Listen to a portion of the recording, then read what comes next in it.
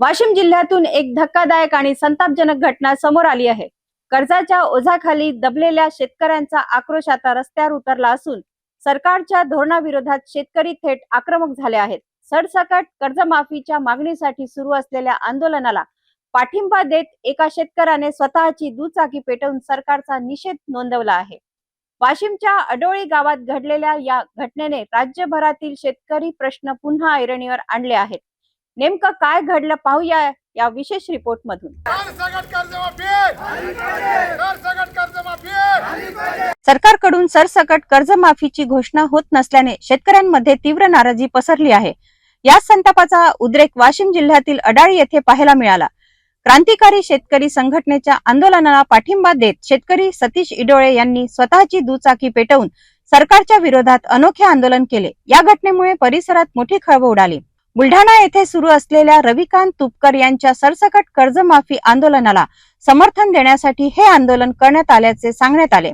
शेतकऱ्यांच्या वाढत्या कर्जबाजारीपणाकडे सरकारचे दुर्लक्ष होत असल्याचा आरोप आंदोलकांनी केला।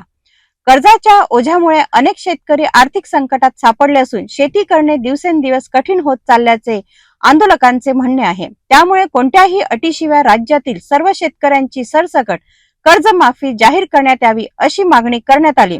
यावेळी आंदोलनकर्त्यांनी सरकार विरोधात जोरदार घोषणाबाजी करत संताप व्यक्त केला।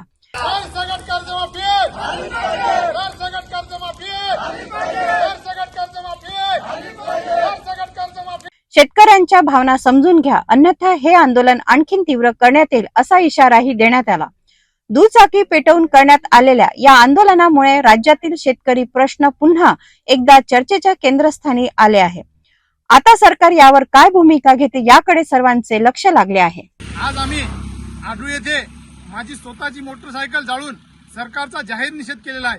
कारण कालपासून माननीय रविकांत तुपकर हे अन्नत्याग उपोषणाला बसले आहेत, तरी त्यांच्या पाठिंब्यार्थ आम्ही आज आडूच्या सर्व शेतकऱ्यांनी माझी स्वतःची गाडी जाळून सरकारचा जाहीर निषेध केला।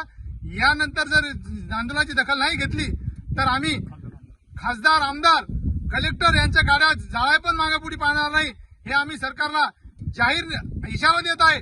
तात्काळ जर आंदोलनाची दखल घेतली नाही तर याच्या नंतरचं आंदोलन उग्र राहील।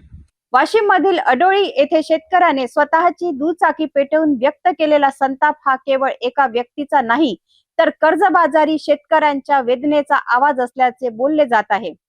सरसकट कर्जमाफीच्या मागणीसाठी सुरू असलेले आंदोलन आता अधिक तीव्र होण्याची चिन्हे दिसत आहेत। सरकार या मागण्यांकडे कितपत गांभीर्याने पाहते हे येणाऱ्या काळात स्पष्ट होईल।